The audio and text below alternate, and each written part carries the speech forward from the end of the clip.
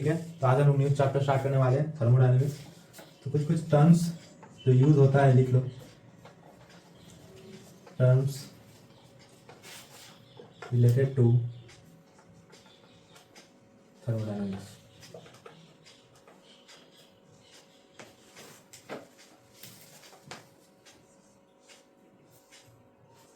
मान के चलो एक टेस्ट ट्यूब है, ठीक है। यहाँ एक केमिकल रिएक्शन हो रहा है। अब इस टेस्ट ट्यूब में जो केमिकल रिएक्शन हो रहा है इसको हम मान के क्या चलेंगे कि एक सिस्टम है। क्या है? सिस्टम। सिस्टम मतलब कोई भी चीज जो हमारे ऑब्जर्वेशन में आता है, जिसको हम लोग देख रहे हैं, ऑब्जर्व कर रहे हैं, वो हो जाएगा सिस्टम। इसको हम क्या लिखेंगे? Anything which is kept under which is kept under observation, उसको हम लोग क्या बोलेंगे? सिस्टम। ठीक है। अब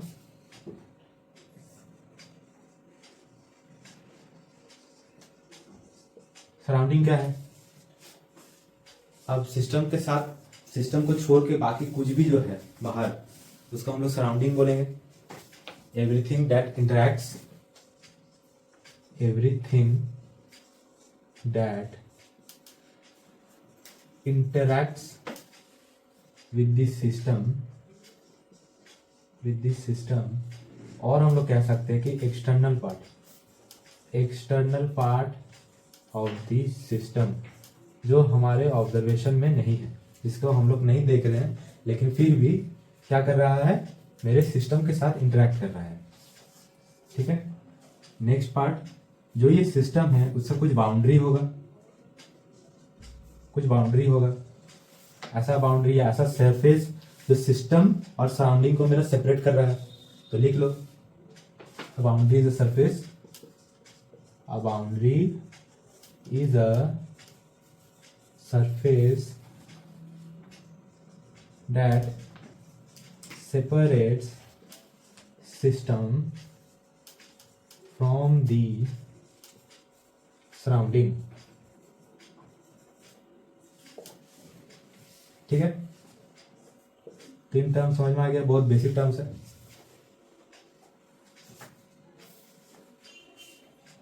नेक्स्ट चीज हम लोग पढ़ते हैं यूनिवर्स। अब यूनिवर्स क्या है? यूनिवर्स में तो सब कुछ होगा। हम भी यूनिवर्स में है, सिस्टम भी यूनिवर्स में है, सराउंडिंग यूनिवर्स में है। तो सिंपली हम लोग बोलते हैं कि यूनिवर्स मतलब सिस्टम प्लस सराउंडिंग। यूनिवर्स मतलब क्या है? System plus surrounding. इसको नोट कर लो।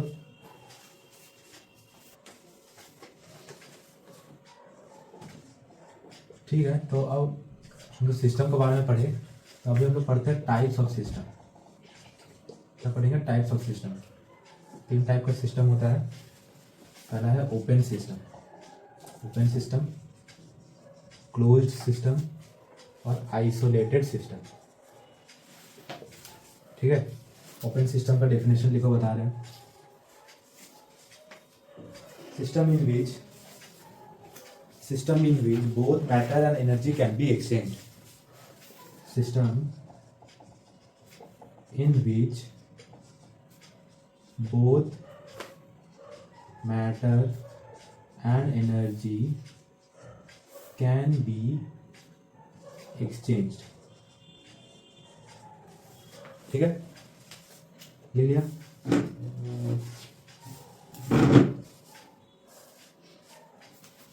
तो कैसे समझेंगे? सिंपल एक एग्जांपल लेते हैं।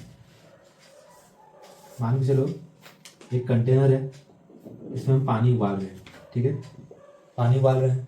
पानी जब उबालेंगे हम लोग, तो इसमें ये ओपन है, ढक्कन भी नहीं लगा है, तो इससे क्या होगा? मेरा वेपराइज होकर बाहर निकलेगा, पानी बाहर निकलेगा। तो मास या भी मैटर, कुछ भी बोलो, मैटर या मास कुछ भी बोलो, वो भी एक्सचेंज हो रहा है, मेरा सिस्टम से सराउंडिंग में जा रहा है। साथ में एनर्जी भी एक्सचेंज हो रहा है, हीट एनर्जी भी मेरा सिस्टम से सराउंडिंग में जा रहा है। तो इसमें दोनों मास या मैटर जो भी बोलो या एनर्जी, दोनों एक्सचेंज हो रहा है। ठीक है। मान के चलो यहाँ पे एक कंटेनर लेते हैं, पानी उबल रहा है, लेकिन ऊपर से एक लिड दे दी, ढक्कन दे दी। ठीक है, ढक्कन दे दी। तो इसमें क्या होगा? इस केस में मेरा मान लीजिए ये मास है और ये एनर्जी है, ठीक है। मास निकल पाएगा क्या यहाँ बाहर, निकल पाएगा, नहीं निकल पाएगा। तो ये क्रॉस मतलब system in which only energy can be exchange, energy can be exchange, ठीक है। मास एक्सचेंज नहीं हो पाएगा, एनर्जी एक्सचेंज हो सकता है। तो थोड़ा बाउंड्री के बारे में जान लेते हैं।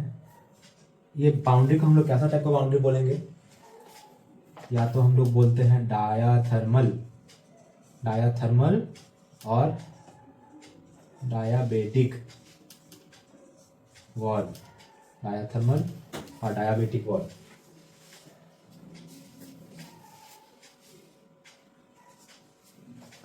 ठीक है, जिससे एनर्जी इजीली मेरा सिस्टम से सराउंडिंग में जा सकता है।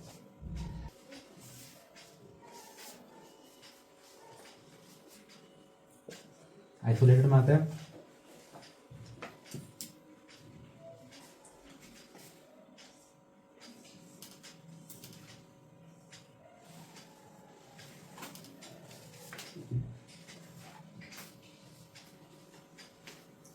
देखो, अब ये एक सिस्टम है हमारा, ठीक है। ये एक सिस्टम है, इसमें हम हीट करने की जरूरत नहीं है। ये कोई हॉट ऑब्जेक्ट मान के चलो रखा हुआ है। सबसे अच्छा एग्जांपल हम ले सकते हैं फ्लास्क का। थर्मोफ्लास्क होता है, थर्मोफ्लास्क लेते हैं। अब थर्मोफ्लास्क में हम लोग क्या करते हैं, गर्म चाय या गर्म दूध रख दिए, लेकिन इसका मतलब ये तो नहीं है वो कभी भी ठंडा नहीं होगा। तो आइसोलेटेड वाला सिस्टम हम लोग कुछ सीमित समय के लिए लेते हैं, लिमिटेड समय के लिए लेते हैं। तब तक मतलब ज़्यादा समय के लिए अगर लेंगे तो एनर्जी भी एक्सचेंज होने लगता है, ठीक है। तो इसमें हम लोग क्या करेंगे, इसमें एनर्जी मान लो एनर्जी और ये मास का दे दिए, दोनों क्रॉस कर देते हैं, ठीक है। दोनों एक्सचेंज नहीं होगा। System in which both matter and energy can not be exchange, तो कंडीशन क्या है, टाइम ज़्यादा नहीं होना चाहिए। ऐसे टाइप के जो सिस्टम है उसमें कैसे टाइप के वॉल लगे रहते हैं या बाउंड्री लगे रहते हैं, एडियाबेटिक, ठीक है। इंसुलेटिंग नेचर का रहता है, जिससे एनर्जी भी कुछ देर के लिए पास नहीं होता है, ठीक है। उतार लो इसको अच्छे से।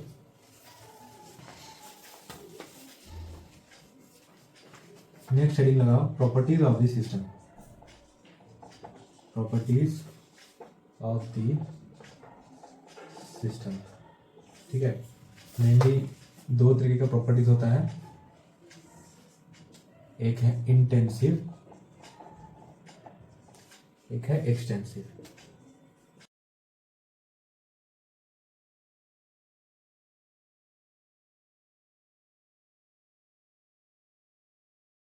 ठीक है, लिखो, do not depends on amount of matter, depends on amount of matter.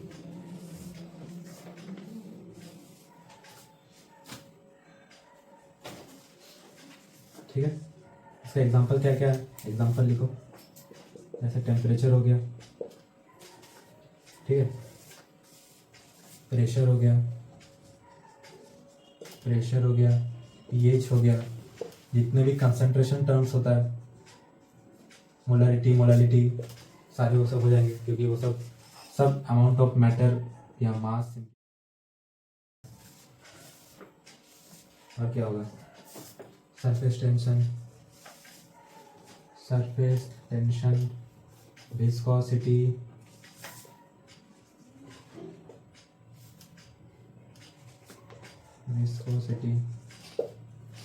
Etcetera.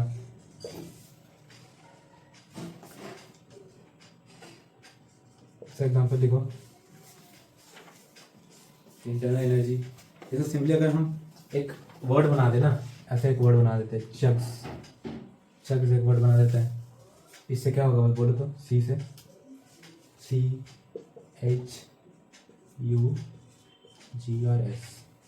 सी से क्या होता है, डिनोट करते हैं सी से, सी से हम लोग हीट कैपेसिटी डिनोट करते हैं, हीट कैपेसिटी लिखो, हीट कैपेसिटी, हीट कैपेसिटी, इससे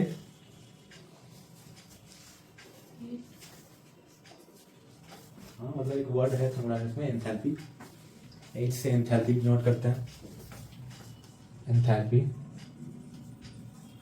यू मतलब इंटरनल एनर्जी, यू मतलब इंटरनल एनर्जी, जी मतलब Gibbs free energy, Gibbs free energy, S मतलब एंट्रोपी। ठीक है, ये सारे जितने भी हैं उसके सिंबल्स हैं।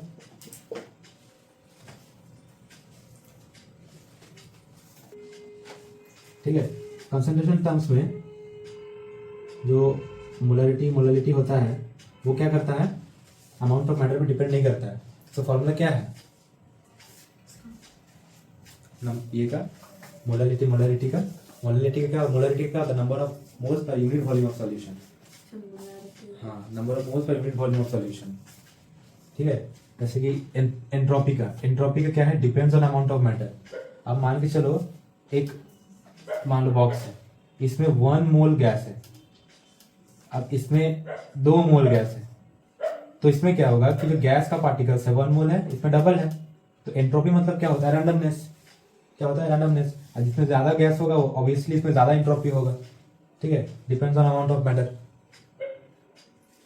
ठीक है, अब इसमें कुछ टर्म्स है जैसे कि टेम्परेचर को अमाउंट से कैसे डिनोट करोगे, टेम्परेचर कुछ अमाउंट है, अगर एक कप पानी है 100 डिग्री सेल्सियस जितना टेम्परेचर होगा, एक बाल्टी भी 100 डिग्री सेल्सियस ही होगा। ऐसा नहीं कि ज्यादा क्वांटिटी तो ज्यादा हो जाएगा, ऐसा तो नहीं है। साथ में इंटेंसिव टर्म्स जो भी होता है ना, इसको नोट्स में लिखा देंगे, ये नॉन एडिटिव होता है। क्या होता है, नॉन एडिटिव, और वो एडिटिव होता है।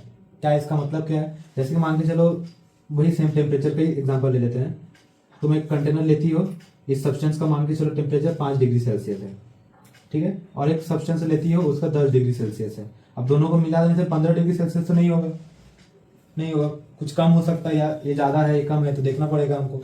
ठीक है, और इसमें क्या होता है, वैसे ऐड हो जाता है। ठीक है, इसमें एडिशन होता है, तो इसमें नोट्स में लिखवा रहे बाद में, इसको लिख लो पहले। ठीक है, कुछ पॉइंट्स दिखा रहे हैं, नोट में लिखो, इंपॉर्टेंट है। ठीक है, रिपीट कर रहे हैं, लिखो पहला point, properties starting with letters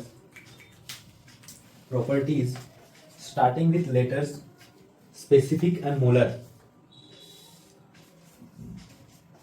properties starting with letters specific and molar before the extensive property become intensive,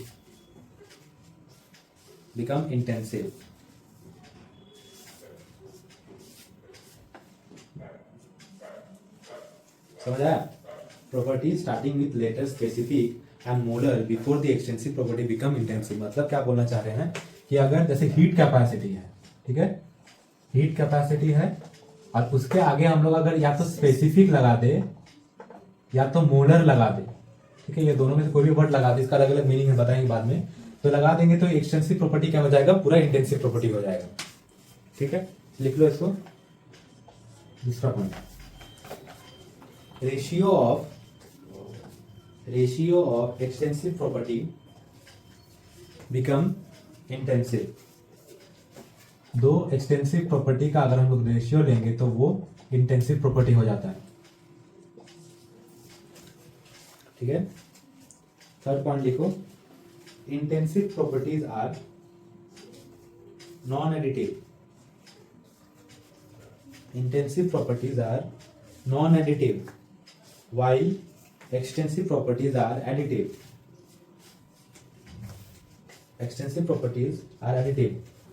ठीक है, तो समझाए थे हम अभी।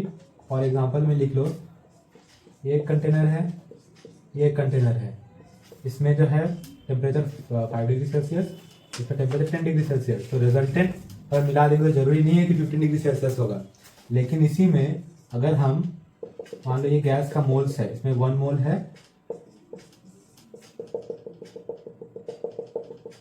इसमें 2 मोल है मान के चलते हैं, तो अगर मिला देंगे तो 3 मोल हो जाएगा। ठीक है, तो यही है इंटेंसिव और एक्सटेंसिव का मतलब, एडिटिव होता है या नॉन एडिटिव होता है, लिख लो।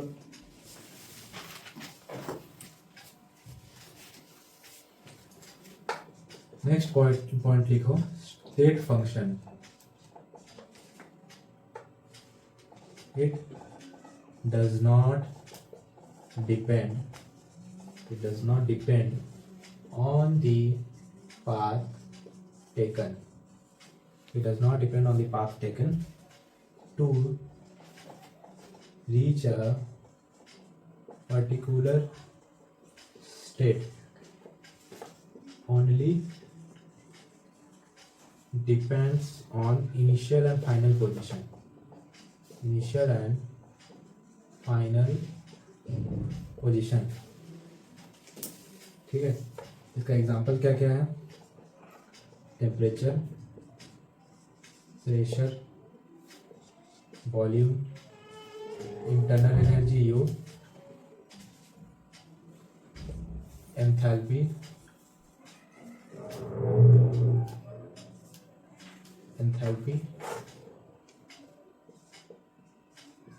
Gives free energy. ठीक है, स्टेट फंक्शन क्या होता है? It does not depend on the path taken to reach a particular state, only depends on initial and final position. इसमें जितने भी देखोगे एग्जाम्पल लिखा हुआ है वो सिर्फ हम लोग जब निकालते हैं तो change in enthalpy, change in internal energy ये निकालते हैं। कैसे चेंज हुआ, कैसे उसमें चेंज आया, उस पार्टिकुलर स्टेट में कैसे आया, वो डिपेंड नहीं करता है, सिर्फ उसका इनिशियल और फाइनल पोजीशन ही डिपेंड करता है।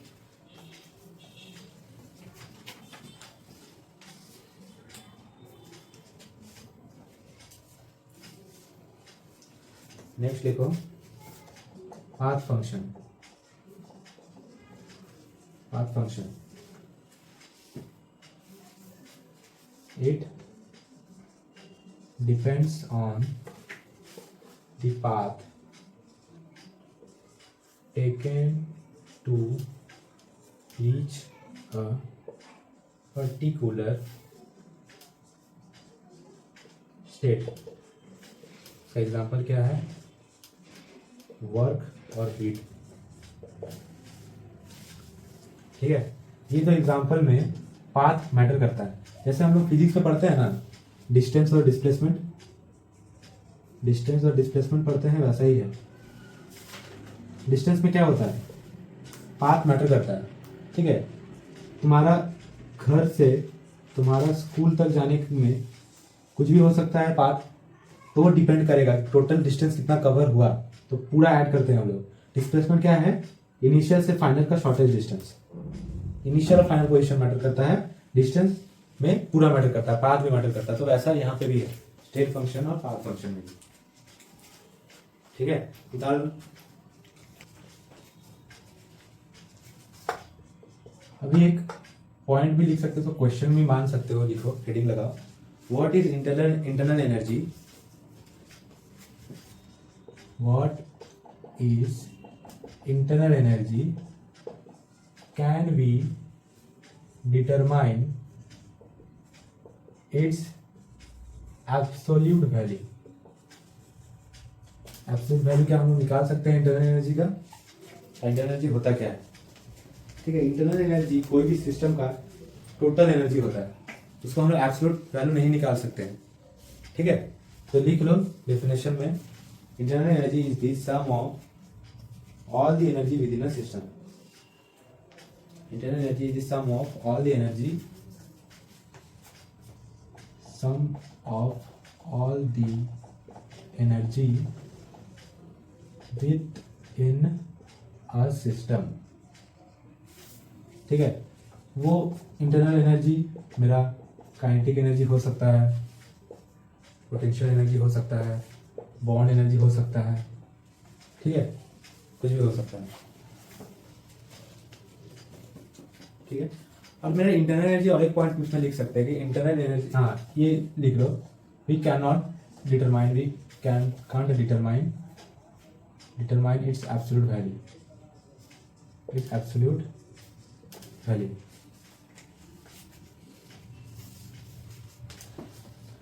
ठीक है, तो एब्सोल्यूट वैल्यू नहीं निकाल सकते तो क्या निकाल सकते हैं, चेंज इन इंटरनल एनर्जी निकाल सकते हैं।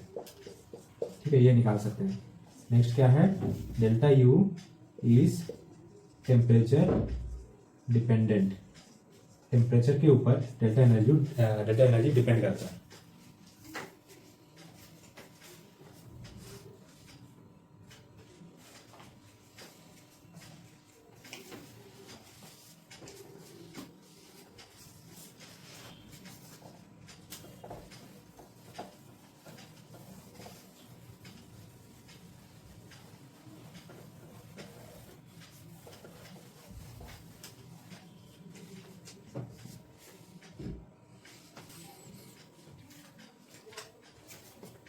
चलो हेडिंग लगाओ,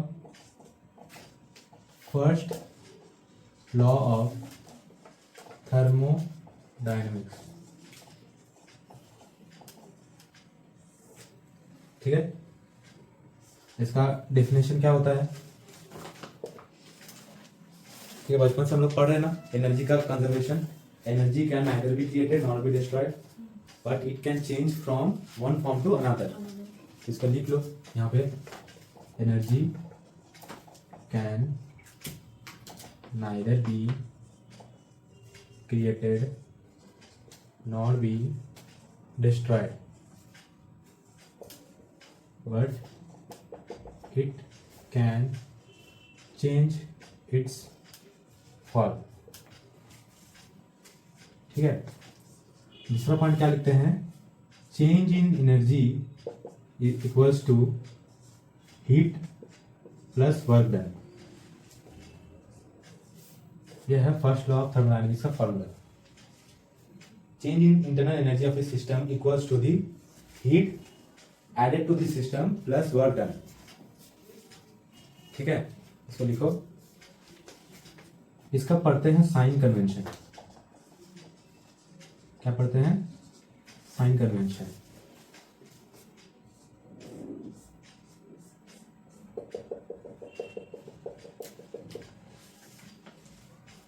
ठीक है, ये क्या है, एक पिस्टन है, इसमें क्या कर रहे हैं, वर्क कर रहे हैं। ठीक है, अब इसको अगर हम प्रेस करेंगे, नीचे दबाएंगे तो क्या होगा, वर्क नीचे जब करेंगे, इसको नंबर 1 करते हैं, इसको नंबर 2 करते हैं। ठीक है, number 1 work done on the system होगा। ठीक है, अब इसमें तुम समझ जाओ कि कैसे समझेंगे। अगर हम एक सिस्टम है, ठीक है, अब मेरे पे कोई दबाव अप्लाई कर रहा है, मतलब हम ये सिस्टम पे मेरे से एनर्जी उसके पास जा रहा है, ये एक सिस्टम हम मान लिए, मेरे से एनर्जी हम उसको ट्रांसफर कर रहे हैं वर्क डन करके, तो हो जाएगा पॉजिटिव, पॉजिटिव यूज करेंगे। ठीक है, नंबर 2 क्या है, मान के चलो गैस हो रहा है एक्सपैंड। ठीक है, गैस क्या हो रहा है, एक्सपैंड, तो work done by the system हो रहा है। ठीक है, अब ये सिस्टम से सराउंडिंग में जा रहा है, तो एनर्जी मान लो दे दिए हम, तो धीरे धीरे गैस का उतना है नहीं, अब वो फैलेगा, फैल के सराउंडिंग में काम कर रहा है, मतलब एनर्जी वो दे दे रहा है सराउंडिंग में, तो हो जाएगा नेगेटिव, बाहर जाएगा, बाहर जाएगा मतलब चल जाएगा, मतलब नेगेटिव। ठीक है, इसको लिखो, यहाँ समझा देते हैं हीट वाले sign convention.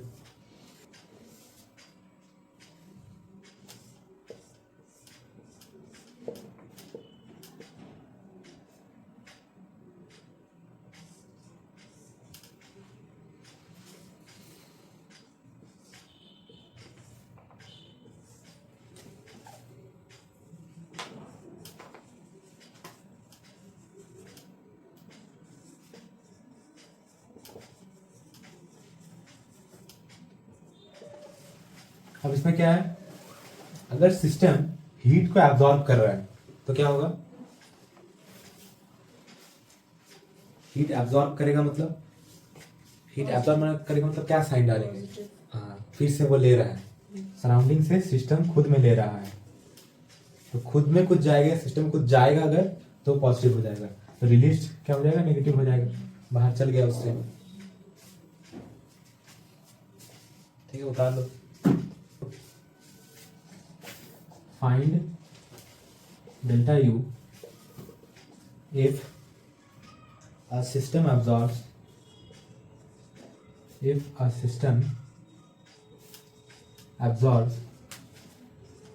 20 kilojoule of heat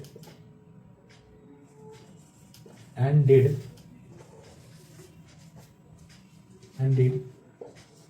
10 kilojoule of work.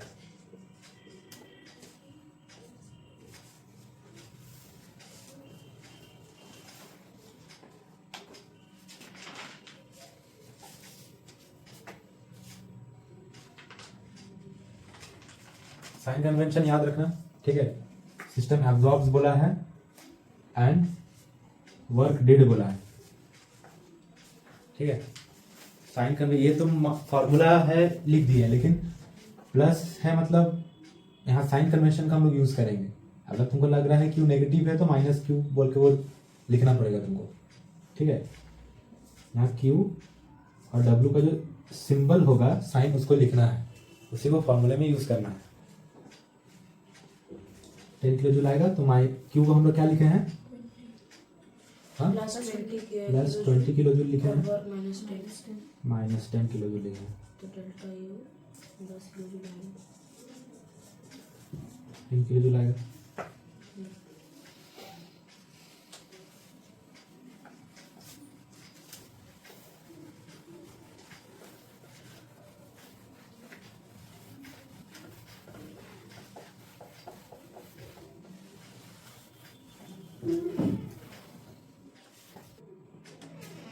एक क्वेश्चन और लिखो, find change in internal energy if surroundings absorbs 10 kilojoule of heat,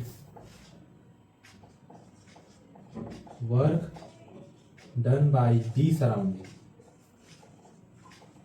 surrounding is 50 kilojoule। बना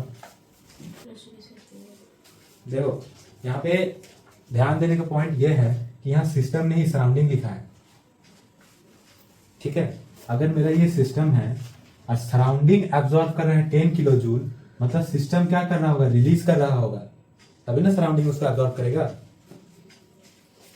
तो साइन कन्वेंशन का अच्छे से देखो, माइनस 10 किलो जूल रिलीज कर दिया, निकाल दिया ना। और वर्क डन क्या होगा, work done by the surrounding बोला है। वर्क डन सराउंडिंग मतलब मान के चलो हम यहाँ पिस्टन रखा है, हम प्रेस कर रहे थे, हम सराउंडिंग हो गए, हम दे रहे हैं वर्क। सिस्टम अगर work done by the surrounding हो रहा है मतलब क्या होगा, मतलब work done on the system हो गया plus 50 kilo joule, delta U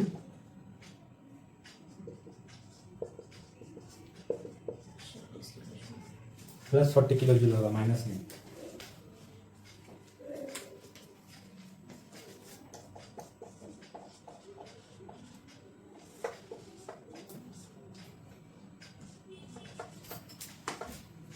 कुछ ग्राफ देख लेते, ठीक है।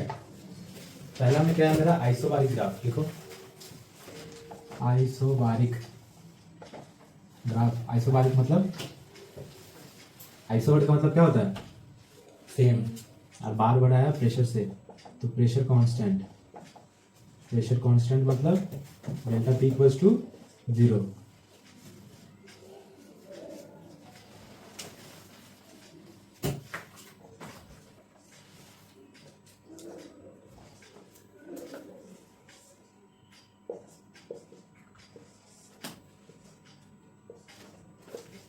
ठीक है, इन ग्राफ का सेक्शन बना दिया है। अभी तुमको बनाना है कि अगर प्रेशर कांस्टेंट है तो P बाय V ग्राफ कैसे बनेगा, P वर्सेस V ग्राफ कैसे बनेगा बताओ। प्रेशर कांस्टेंट है मेरा, ऐसा पैरेलल टू V एक्सिस बनेगा, पैरेलल टू V, ये कांस्टेंट है ना, ये वैल्यू कांस्टेंट है मेरा। और साथ में देखो हम थोड़ा सा यहाँ गैप रखे हैं, ठीक है, क्योंकि वॉल्यूम कांट भी 0 ना, अगर सटा देंगे टी के साथ तो वॉल्यूम जीरो हो जाएगा। वॉल्यूम कैसे जीरो हो सकता है, इसलिए गैप रखें। वी वर्सेस टी का बनाओ, ठीक है। वी वर्सेस टी का एक हिंट हम दे देते हैं कि P V equals to N R T होता है, पता है फॉर्मूला। तो इसके अकॉर्डिंग सजा दो, पी कांस्टेंट है ना मेरा, V equals to N R T by P और टी, ठीक है। तो ये कौन से मैथमेटिकल ग्राफ का रिप्रेजेंटेशन दे रहा है? V is directly proportional to T. हाँ, directly proportional, V is directly proportional to T है। V बढ़ेगा तो T भी बढ़ेगा। और ये जो मैथमेटिकल रिप्रेजेंटेशन है y equals to M X का, ठीक है, y equals to M X का दे रहा है, ठीक है। तो v डायरेक्टली प्रोपोर्शनल टी है, डायरेक्टली प्रोपोर्शनल कैसे बनता है? Straight line. यहाँ से हम लोग थोड़ा गैप रख के बना देंगे, ऐसे बना देंगे। इसका बताओ लास्ट वाले का, p वर्सेस t।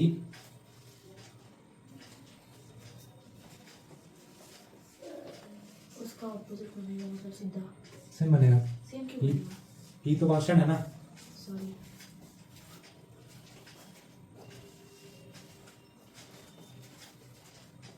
ठीक है। अब ये पर्टिकुलर ग्राफ में अगर हम कहीं एरो दे देते हैं तो ग्राफ का मीनिंग हमको समझ में आता है। मान के यहाँ हम एरो दे दिए, ठीक है। अब इसमें एरो देने का मतलब ये है कि ग्राफ का जो हम प्लॉटिंग किया होगा, कोई यहाँ से स्टार्ट करके किया होगा, वॉल्यूम जब मिनिमम था तब से किया होगा। अब वॉल्यूम धीरे धीरे बढ़ रहा है, इसका मतलब क्या है? एक्सपेंशन है। क्या है? एक्सपेंशन है। अगर एरो हम लोग ऐसा दे रहे हैं, अगर रिवर्स दे देंगे एरो मतलब कंप्रेशन, कंप्रेशन है, ठीक है। एक्सपेंशन है मतलब हम लोग समझ सकते हैं कि इसमें हीट कर रहे होंगे, हीटिंग कर रहे होंगे, और कंप्रेशन है मतलब कूलिंग कर रहे होंगे। इसका टेम्परेचर का भी आइडिया मिल जाएगा, लिख लो। नेक्स्ट ग्राफ है मेरा आइसोकोरिक, आइसोकोरिक, ठीक है। आइसोकोरिक मतलब v कांस्टेंट, वॉल्यूम कांस्टेंट, मतलब delta v equals to 0, delta v 0।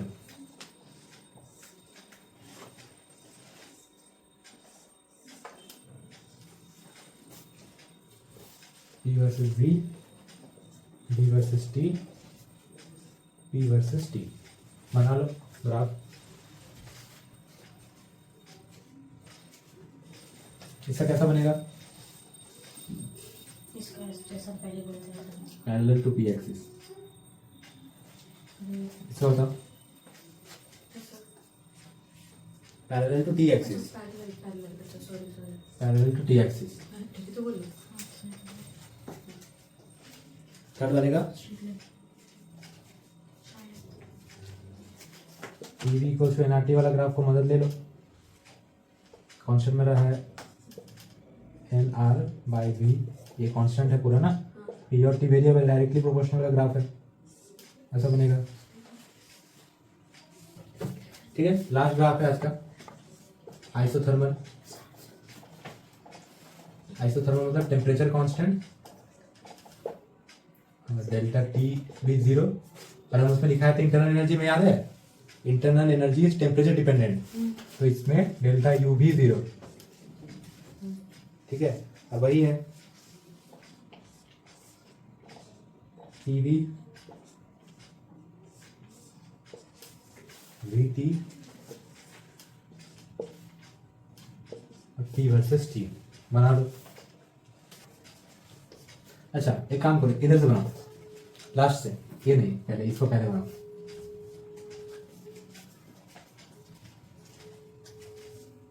ऐसा होगा, क्योंकि टेम्परेचर कांस्टेंट है, पैरेलल टू P एक्सिस। दूसरा वाला भी ऐसे ही होगा। दूसरा वाला भी वैसे ही होगा। ये तो इजी था, ये बताओ पहले वाले का। PV इक्वल्स टू एनआरटी लगाते हैं, PV इक्वल्स टू एनआरटी। अब ये पूरा कांस्टेंट है, PV वेरिएबल हो रहा है, ठीक है। तो सोचो इधर कौन सा ग्राफ है तुम्हारा, X Y equals to C square, mathematical representation करते हैं इसका, X Y equals to C square. Rectangular hyperbola बनेगा। क्या बनेगा?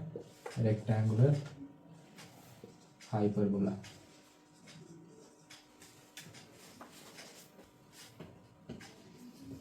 हो गया, मिटा दे रहे हैं।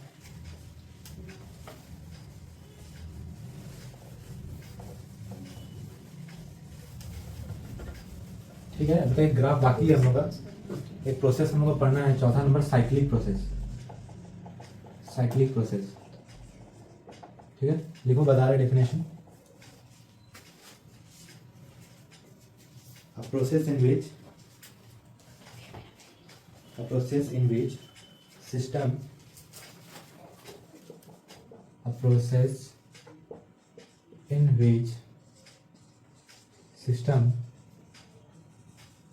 undergoes series of changes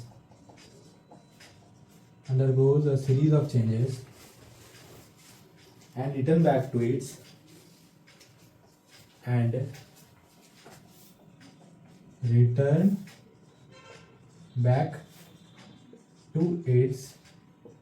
initial state।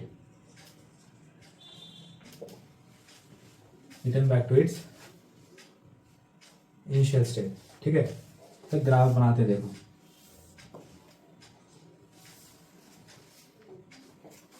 P versus B का ग्राफ है।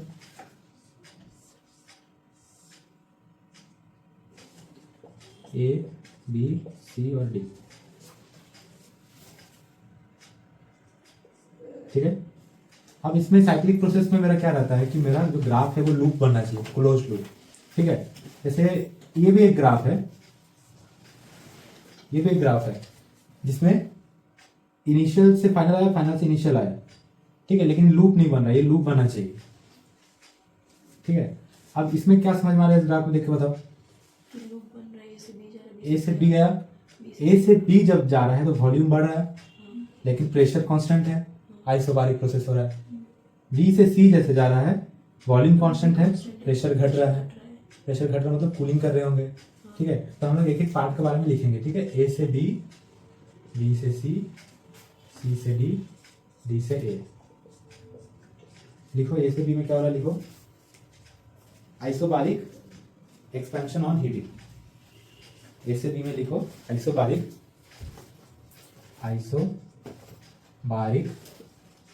Expansion on heating. बी से सी में लिखो आइसोकोरिक, बी से सी में लिखो आइसोकोरिक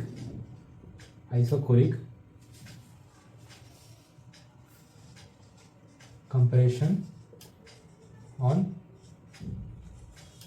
कूलिंग। सी से डी में लिखो, सी से डी में क्या हो रहा है, सी से डी में मेरा प्रेशर कांस्टेंट है, तो फिर से आइसोबारिक हो रहा है, लेकिन क्या हो रहा है, वॉल्यूम कम हो रहा है। ठीक है, तो क्या होगा, कूलिंग कर रहे हैं, कंप्रेशन होगा, कूलिंग करेंगे, टेम्परेचर कम हो रहा है, कूलिंग करेंगे। ठीक है, अब डी ए जो है, डी ए में क्या हो रहा है, आइसोकोरिक लिखो, आइसोकोरिक। क्या कर रहे हैं हम लोग, डी ए में हीटिंग कर रहे हैं, हीटिंग, टेम्परेचर बढ़ रहा है, हीटिंग कर रहे हैं। फिर इसमें साइक्लिक प्रोसेस में कुछ पॉइंट है, लिख लो इसमें। Initial state equals to final state. एक पॉइंट में लिख लो, initial state equals to final state. ठीक है, दूसरा पॉइंट लिखो, delta U equals to 0, internal energy, change in internal energy equals to 0। अब चेंज इन इंटरनल एनर्जी अगर 0 हो जाएगा तो Q net equals to W net हम लोग लिख सकते हैं फॉर्मूला के अनुसार।